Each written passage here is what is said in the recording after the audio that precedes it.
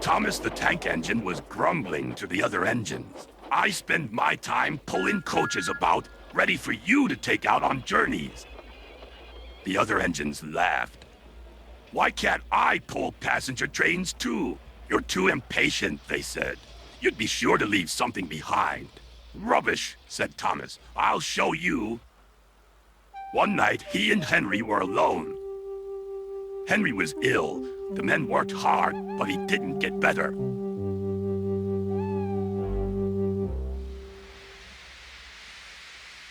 He felt just as bad next morning. Henry usually pulled the first train, and Thomas had to get his coaches ready. If Henry is ill, he thought, perhaps I shall pull his train. Thomas ran to find the coaches. Come along, he fussed. There's plenty of time, they grumbled. Thomas took them to the platform and wanted to run round in front at once. But his driver wouldn't let him. Don't be impatient, Thomas. Thomas waited and waited. The people got in. The conductor and station master walked up and down. The porter banged the doors, and still Henry didn't come. Thomas got more and more excited. Sir Topham Hatt came to see what was the matter, and the conductor and station master told him about Henry. Find another engine, he ordered. There's only Thomas, they said. You'll have to do it then, Thomas. Be quick now. So Thomas ran round to the front and backed down on the coaches, ready to start. Let's not be impatient, said his driver. We'll wait till everything is ready. But Thomas was too excited to listen. What happened then, no one knows. Perhaps they forgot to couple Thomas to the train, or perhaps the driver pulled the lever by mistake. Anyhow, Thomas started without his coaches. As he passed the first signal tower, men waved and shouted, but he didn't stop. They're waving because I'm such a splendid engine, he thought importantly. Henry says it's hard to pull trains, but I think it's easy. Hurry, hurry, hurry, he puffed, pretending to be like Gordon. People have never seen me pulling a train before. It's nice of them to wave. And he whistled. Beep, beep. Thank you.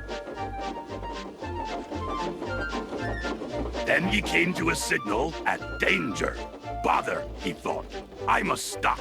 And I was going so nicely, too. What a nuisance signals are.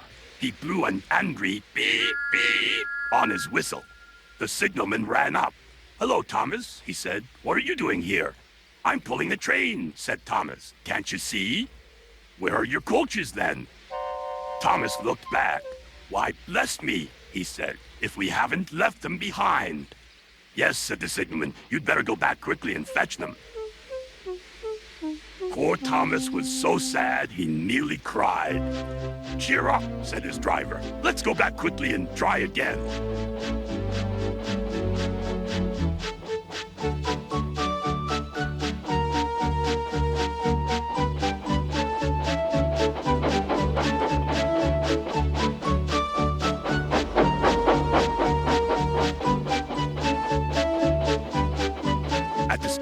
All the passengers were talking at once.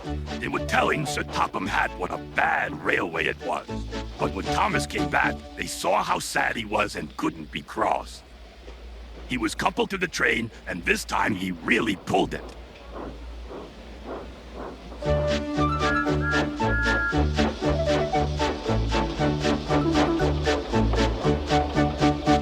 Afterwards, the other engines laughed at Thomas and said, Look, there's Thomas who wanted to pull a train, but forgot about the coaches.